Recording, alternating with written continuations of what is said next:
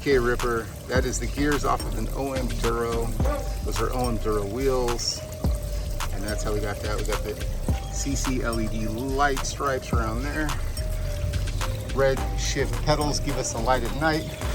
I do ride with a Merritt Battle XL bag because I can put all my tools, a tube, water, my phone goes in there.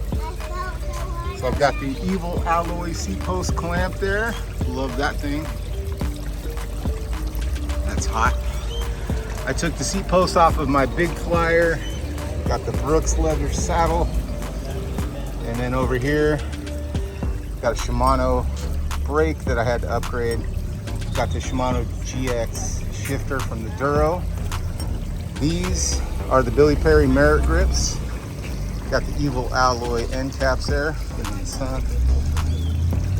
Got the Evil Alloy stem. Thing is sick. I do have, this is Black Ops because that is a POTS mod, so I can run my front brake. If I took the front brake off right now, I haven't run it yet. Got the Colony Prody Q bars on the SE PK Ripper 27.5 landing gear Duro. And then I got the lights for the GetCCLed lights on that one. There you go.